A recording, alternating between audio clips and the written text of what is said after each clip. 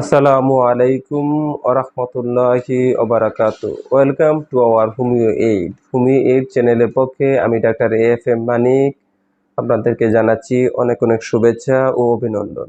আজকে আমার আলোচনার বিষয় হচ্ছে খুব একটি গুরুত্বপূর্ণ বিষয়, মহিলাদের বন্ধ্যাত্বের ঝুঁকির কারণগুলো।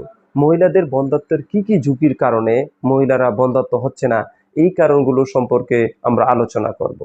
এর মধ্যে সবচেয়ে গুরুত্বপূর্ণ যে ব্যাপারটা, যে অতিরিক্ত বয়সে বিবাহ করা।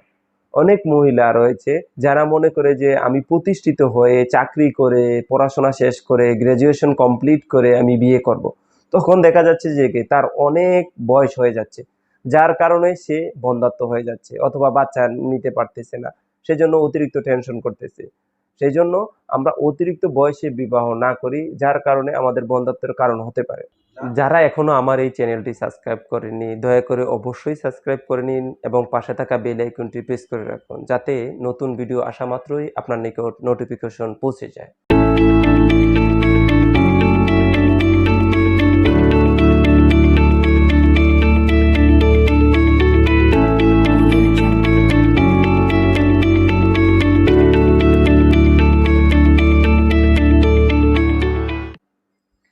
আমাদের আলোচনার বিষয় ছিল যে মহিলা বন্ধ্যাত্বের ঝুঁকির কারণগুলো। এর মধ্যে আমরা বলেছিলাম আগে যে অতিরিক্ত বয়সে বিবাহ করা, এবং আমাদের দেশে এখন দেখা যাচ্ছে যে কি যে মহিলারা অতিরিক্ত পরিমাণে অ্যালকোহল পান করতেছে, কারণ ওরা বেশি শিক্ষিত হচ্ছে, অনেক বন্ধু বান্ধবের সাথে মিশতেছে, যার কারণে অনেক পার্টিতে যাচ্ছে, যার কারণে অল্প অল্প করে তারা অ্যালকোহলে আসক্ত হয়ে যাচ্ছে। এছাড়াও মহিলারা অতিরিক্ত পরিমাণে ধূমপান পান করতেছে। আমাদের দেশে এখন দেখা যাচ্ছে যে কি অনেক মহিলারাই এখন ধূমপান করতেছে, কিন্তু তার কারণে যে মহিলাদের বন্ধ্যাত্ব হতে পারে এই ব্যাপারটা সম্পর্কে তারা একদমই সচেতন না। এবং অতিরিক্ত পরিমাণে তাদের ওজন বেড়ে যাওয়া, শুধু ওজন বেড়ে গেলেই হবে না, অনেকে ওজন বেড়ে যায় তার কারণেও বন্ধ্যাত্ব হতে পারে, আবার যদি ওজন অতিরিক্ত পরিমাণে কমে যায় তার কারণেও যে বন্ধ্যাত্ব হতে পারে সেই ব্যাপারে কিন্তু সচেতন নয়। আমরা এই ব্যাপারটা সম্পর্কে অবশ্যই জানবো যে অতিরিক্ত পরিমাণে ওজন বাড়লে যেরকম ঝুঁকি হতে পারে, বন্ধ্যাত্বের কারণ হতে পারে, আবার অতিরিক্ত পরিমাণে যদি কমেও যায় সেই কারণেও হতে পারে, এবং যৌন বিভিন্ন সমস্যার কারণেও বন্ধ্যাত্বের কারণ হতে পারে।